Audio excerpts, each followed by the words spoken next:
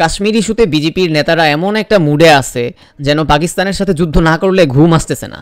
তাদের কথাবার্তা শুনলে মনে হয় যুদ্ধ করলেই পাকিস্তানকে একবারে খাইয়া ফেলবে, কিন্তু বাস্তবতা তো আর সিনেমার মতো না। যুদ্ধ কি সত্যিই হবে কি না, এই উত্তরটা বুঝতে হলে আগে দেখতে হবে আমেরিকা কি চায়।